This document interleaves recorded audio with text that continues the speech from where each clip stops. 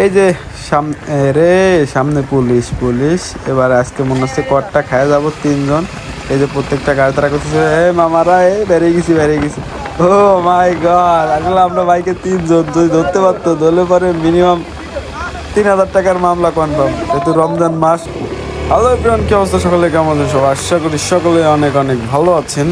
আজকে আমরা যাচ্ছি হচ্ছে আমার একটা বাইক আনার জন্য। আমরা বাইকে আছি তিনজন, সম্ভবত এই ব্রিজের আশেপাশে পুলিশ দাঁড়ায়। এটা হচ্ছে কামারখালী, ফরিদপুর মাগুরার মাঝামাঝি এই ব্রিজটা। আসলে আপনারা একটা জিনিস তো জানেনই যে বাইকে তিনজন থাকা মানে একটা বিপদ সংকেত। তিনজন বাইকে নিয়ে বাইক রাইড দিয়ে আসলে ঠিক না।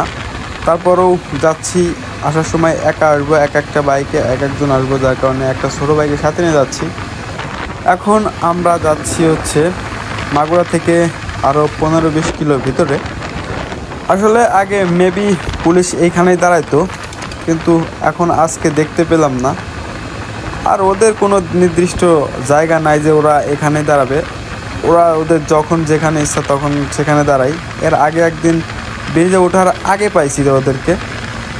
মনে করেন যে সেদিনও কপাল ধরে বাইচে গেছি। আজকে তো মনে করেন যে বাইকে তিনজন, আজকে বাঁচার কোনো সম্ভাবনাই নাই। যদি পেছে যায় অনেক দূরের থেকে ফলো করতে হবে।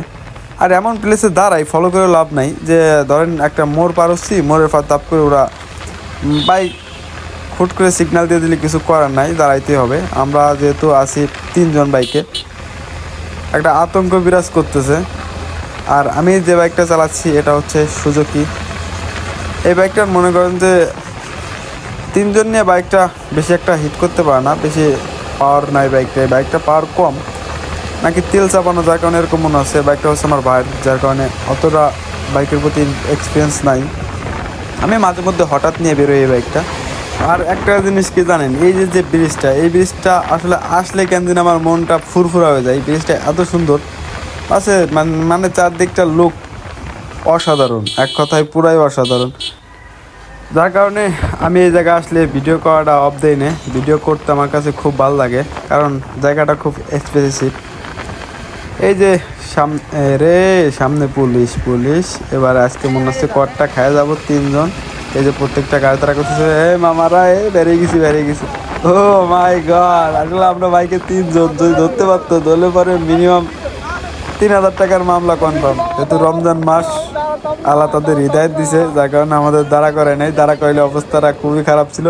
আসলে আমার মানুষজন একটু সাইজের শর্ট, যার কারণে মনে করেন যে ওরা অতটা ফলো করতে পারে না। ভাবছে আমি হেলমেট পরেছিলাম, যার কারণে আমাকে দেখে ওরকম কোনো কিছু মনে হয় নাই। কিন্তু আমার পিছনে মাঝে যেটা বসে সেটা একটু শর্ট, যার কারণে মনে করেন যে পুলিশ ফলো করতে পারে নাই। ফলো করলেই 100% ধরে বসতো, আর ধরলে পরে তো মনে করেন যে মামলা কনফার্ম। আজকের মতো এই যাত্রায় বেঁচে গেলাম। রোজা আছি, যার কারণে আল্লাহ একটু হৃদায়ত দান করছে পুলিশদের।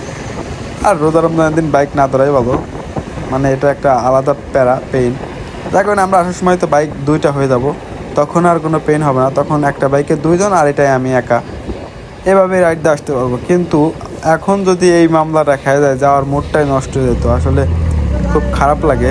আমি একবার গোপালগঞ্জ যাইতে যাই এরকম একটা ঘটনার সাক্ষী হয়েছিলাম। তখন আমার ড্রাইভিং লাইসেন্স হয় নাই, আমার সবই ছিল, হেলমেট, গাড়ির কাগজপাতি সব ছিল, কিন্তু তারপরেও আমি মামলাটা খাইয়ে দেই। এখন আছি হচ্ছে অবদা বাজার। এখান থেকে আমরা যাব হচ্ছে কাজলি বাজারের উদ্দেশ্য। এটা হচ্ছে মাগুরার অবদা বাজার। এই বাজারটা খুব নাম করা, কারণ এখানে অনেক ধরনের এই সাদা মাছ বিক্রি হয়। এই কাঁচা মাছের জন্য এখানে অনেকটা বিখ্যাত।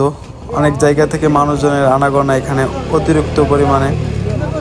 এই জিনিসটার জন্য এই বাজারটা এত উন্নত। বাজারটা বেশি বড় না, তারপরেও উন্নত একটা বাজার।